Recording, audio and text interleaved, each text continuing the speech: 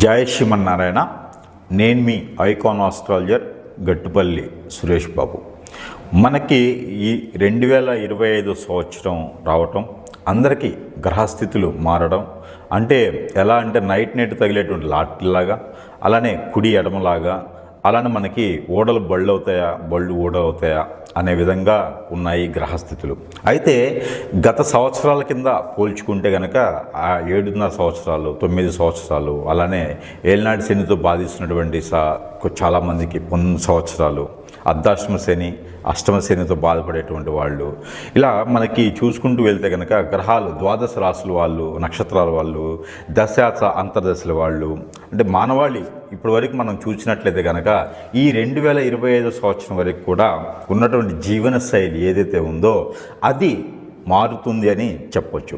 గ్రహరీత్యా కావచ్చు, అలానే ప్రకృతి రీత్యా కావచ్చు, అలానే వైపరీత్యాల వల్ల కావచ్చు, ఎలా అయినా సరే మనకి ఏంటంటే గ్రహరీత్యా కొంతవేరే మార్పు వస్తున్నది చెప్పొచ్చు. అలానే మనకి ఎవరు ఎన్ని రకాలుగా మనం అనుకున్నా, ఎన్ని రకాలుగా చూసినా కూడా ఒకటి మాత్రం గుర్తుపెట్టుకోవాల్సిందంటే మనం అందరం కూడా భూమి మీద ఉంటున్నాం కాబట్టి ఈ గ్రహాల స్థితిగతులు, ఈ గ్రహాలు అటు ఇటు మారడం వల్ల మనలో ఉన్నటువంటి ఏవైతే ఉన్నాయో రుమ్మతులు కావచ్చు, విజ్ఞానాలు కావచ్చు, విజ్ఞానాలు కావచ్చు, అలానే మనకి ఉన్నటువంటి జాతకరీత్యా కావచ్చు, ఏవైతే ఉన్నాయో ఇవన్నీ కూడా మార్పులు జరిగేసి అదృష్టం వర్ణించవచ్చు. అలానే మనకి ఆ తొలగొచ్చు. ఎలా అంటే ధనధాన్యాలు కూడా తొలగిగేటువంటి అదృష్టం కూడా ఉండొచ్చు. అలానే మనకి ఈ యొక్క 2025 సంవత్సరంలో అంటే ఎన్నో సంవత్సరాలకు ఒక్కసారి ఏర్పడేటువంటి గ్రహ కూటమి ఉన్నది.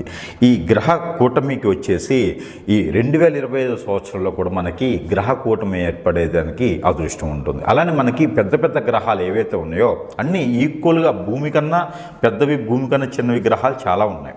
అందులో మనకి ఈక్వల్గా ఉండేటువంటి గ్రహాలు కొన్ని ఉన్నాయి. దాంట్లో ఒకటి బుధుడు, అలానే శని భగవానుడు, అలానే మనకి రాహువు కేతులు. వీళ్ళందరూ కూడా ఏంటంటే మనకి ఎప్పుడో ఒకసారి సంవత్సరాలకు ఒకసారి, అంటే 18 మాసాలకు ఒకసారి, కొన్ని 8 మాసాలకు ఒకసారి ఇలా మారుతూ ఉంటాడు.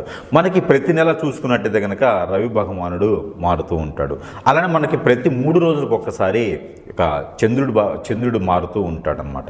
అలానే మనకి ఈ గ్రహాలు స్థితిగతులు ఏ రాశిలో ఏ గ్రహం ఉండటం వల్ల మంచి జరుగుతుంది, శుభ ఫలితాలు ఉంటాయి, అశుభ ఫలితాలు ఉండడం వలన ఏ గ్రహానికి ఏ దోషం కానీ సంబంధించి కానీ పరిహారాలు కానీ దానికి సంబంధించినవి చేసుకోవడం వల్ల మంచి జరుగుతుంది అనేది చూసినట్లయితే కనుక.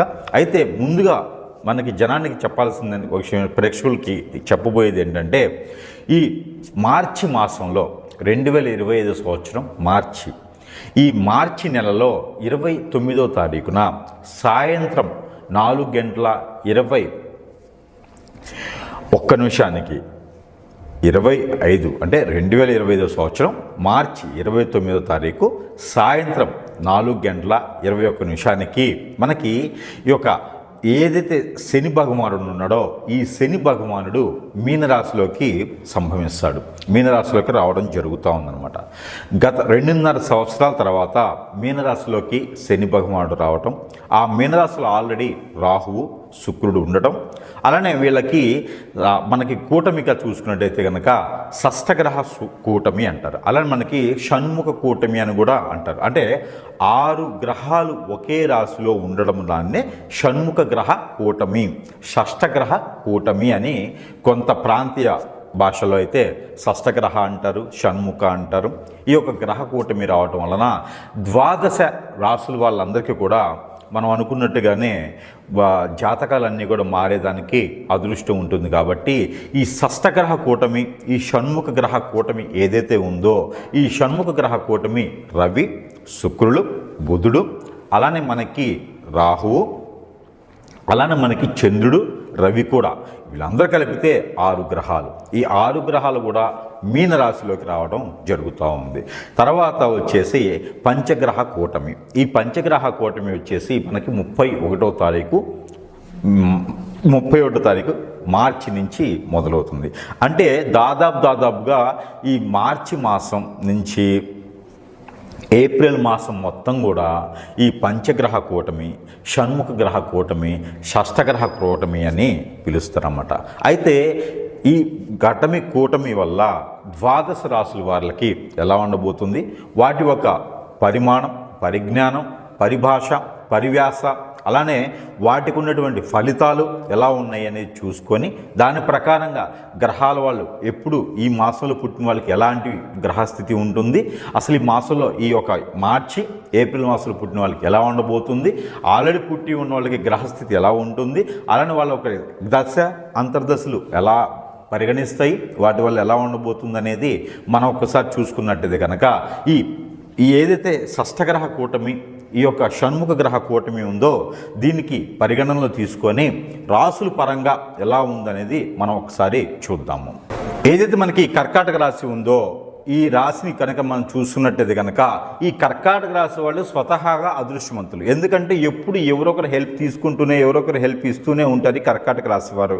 అయితే అలానే మనకి ఈ కర్కాటక రాశి వాళ్ళకి అదృష్టం ఇంకోటి కలిసి వస్తుంది. ఇప్పుడు అది ఏంటంటే సప్తగ్రహ కూటమి, అలానే మనకి షణ్ముఖ గ్రహ కూటమి, అలానే షష్ఠగ్రహ కూటమి ఏదైతే ఉందో ప్రాంతీయ ఆచార ప్రకారంగా, ప్రాంతీయ భాష ప్రకారంగా నేను 3 రకాలు చెప్పున్నాను. ఇవన్నీ కూడా 6 గ్రహాలు ఒకే స్థానంలో ఉండడం అనమాట.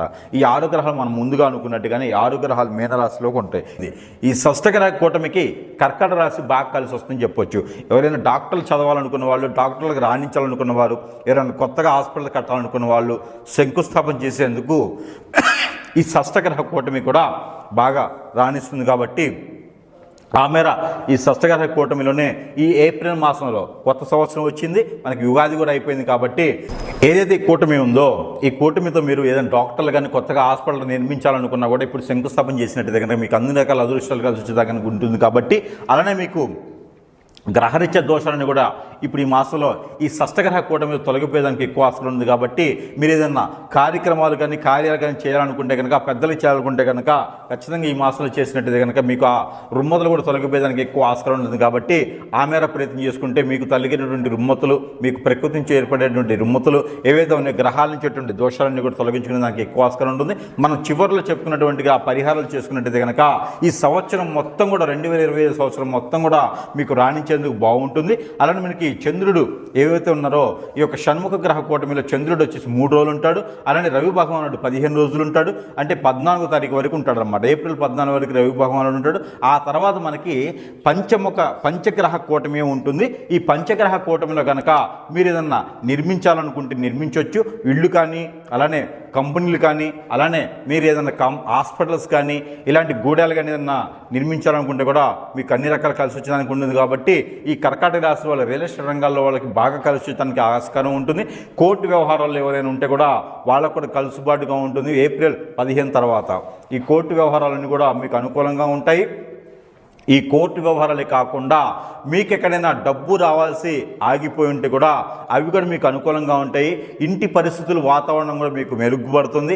ఇంట్లో ఎవరైనా కర్కాటక రాశి వాళ్ళు పెద్దవాళ్ళు ఉంటే కనుక వాళ్ళ మాట వినేసి వాళ్ళు అనుకున్నటువంటి స్థాయిలో వెళ్ళేదానికి ఆస్కారం ఉంటుంది. ఈ 15వ తారీఖు తర్వాత, ఏప్రిల్ 15వ తారీఖు తర్వాత మీకు పంచగ్రహ కూటమి ఉంటుంది. కాబట్టి ఈ 15 తర్వాత మీరు ఆ వ్యాపారం మొదలుపెట్టినా కూడా, ఇలాంటి వ్యాపారం మొదలుపెట్టినా కూడా మీకు బాగుంటుంది. అలానే ఆయిల్స్ కానివ్వండి, అలానే మీకు ఆయిల్స్, అపరాల వ్యాపారం, ధాన్యం వ్యాపారం, అలానే డ్రై ఫ్రూట్స్కి సంబంధించిన వ్యాపారాలు, కిరాణా షాపు ఇలాంటివి మీకు బాగా రాణిస్తాయండి. అలానే మీకు హాస్పిటల్స్, మెడికల్ ఫీల్డ్ కూడా మీకు బాగా రాణిస్తుంది. కాబట్టి ఈ కర్కాటక రాశి వాళ్ళు ఇలాంటి ఫీల్డ్, ఇలాంటి మార్కెట్ ఏదైనా పెట్టుకోవాలనుకుంటే కదా వాళ్ళందరికీ రాణించేలా ఉంటుంది. అలానే ఇనుము, ఇటుక వ్యాపారం కూడా మీకు బాగుంటుంది. బిల్డర్స్ రంగాల్లో ఉన్న వాళ్ళకి చాలా బాగా కలిసి వచ్చేటటువంటి అదృష్టం ఉంటుంది. కాబట్టి ఈ సప్తగ్రహ కూటమికి ఏదైతే ఉందో ఈ పంచగ్రహ కూటమి 15వ తారీఖు నుంచి ఉంటుంది. కాబట్టి ఏప్రిల్ నుంచి వీళ్ళందరూ కూడాను మీరు ఎవరైతే ఉన్నారో మీరందరూ కూడా ఈ చిన్న చిన్న పరిహారాలు చేసుకొని అందరూ అదృష్టవంతులు అవ్వాలని కోరుకుంటా ఉన్నాను. అయితే మనకి ఈ రాశిలో కనుక ఈ షష్ఠగ్రహ కూటమి వల్ల ఏర్పడేటువంటి రుమ్మతులు ఏవైతే ఉన్నాయో మీకు ఎప్పటి నుంచో బాధిస్తున్నట్టు పెద్దల నుంచి బాధిస్తున్నటువంటిది పెద్దల శాపం కావచ్చు, పెద్దల పాపం కావచ్చు, పెద్దలకి చేయనటువంటి కార్యక్రమాలు ఎవరైనా ఉంటే కనుక వాళ్ళు తెలిసి తెలియక పెద్దలు చేసినటువంటి కర్మలు ఏవైతే ఉంటే, పెద్దలు చేసినటువంటి పాపాలు ఏవైతే ఉంటే అవి పిల్లలకు వస్తాయని చెప్పేసి అంటారు.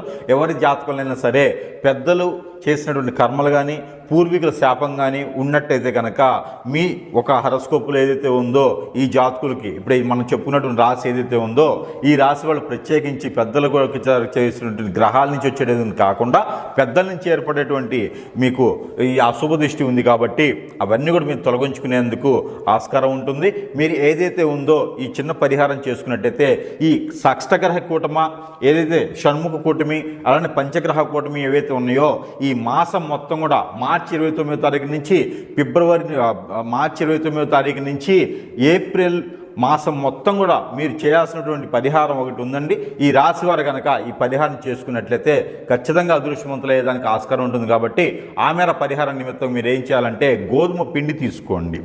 ఈ గోధుమ పిండిలో ఒక చిన్న పేపర్ A4 సైజులో పేపర్ తీసుకొని దాన్ని 12 భాగాలుగా కత్తిరించండి. 12 భాగాలుగా కత్తిరించేసి ఒక్కొక్క భాగంన ఒక్కొక్క పేపర్ మీద మీరు మీకున్నటువంటి సమస్య, మీకు కావాల్సినటువంటి పరిస్థితి, జాబు కావాలా, విదేశానికి వెళ్ళాలా, అలానే మీకు ఉన్నటువంటి రుమ్మతులు, ఆర్థిక పరంగా ఇబ్బందులు ఉన్నాయా, ఇల్లు కావాలా, పిల్లలు ఎదగాల, పెళ్ళిళ్ళు కావాలా, ఇలా ఒక్కొక్క పేపర్ మీద ఒక్కొక్కటి రాసి కనుక ఉంటే మీకు ఏ సమస్యలు ఒకటే సమస్య ఉన్నా కూడా 12 పేపర్ల మీద కనుక ఒకటే సమస్య రాసినా కూడా పర్వాలేదు. అలా 12 పేపర్ మీద అంటే A4 సైజులో 12 భాగాలు చేసి దాని మీద మీరు ఈ ప్రశ్న ఏదైతే ఉందో ఇవి కనుక లిక్కించేసి బాల్ పెన్నుతో మీరు రాసి ఉండి అది ఉండలా చుట్టేసి ఏదైతే గోధుమ పిండి ఉందో ఆ గోధుమ పిండి నీళ్లు అలానే బెల్లం కనుక వేసేసి, ఉప్పు వేయకూడదు, బెల్లం వేసేసి పూరి పిండిలా చేసేసి దాని మధ్యలో మీరు కోరినటువంటి కోరికలు, మీరు పోవాల్సినటువంటి దోషాలు ఏవైతే ఉన్నాయో ఆ రాసినటువంటి పేపర్ ఒక్కొక్క ఉండలో ఒక్కొక్క పేపర్ పెట్టేసి మీకు దగ్గరలో సమీప దూరంలో ఉన్నటువంటి నది, వాగు, చెరువు, కుంటలు, కోనేర్లు ఏవైతే ఉన్నాయో, బ్రహ్మగుండాలు, అలానే నది, సముద్రాలు ఇలాంటి ఏవైతే ఉన్నాయో కాలువలు కావచ్చు, ఇలాంటి వాటిల్లో కనుక వేయి వారంలో ఒకసారి శనివారం, గురువారం లేదా ఆదివారం రోజున కనుక ఈ 12 పేపరు చేసినటువంటి ఉండలు ఏవైతే ఉన్నాయో ఇవి కనుక మీరు ఏదైతే కోరికలు కోరారో ఆ కోరికలను కూడా నెరవేరాలి, మీకున్న గ్రహరీత్య దోషాన్ని పోవాలని చెప్పేసని ఈ రకంగా చేసుకొని ఇవన్నీ కూడా మీకు సమీప దూరంలో ఉన్నటువంటి వాటిలో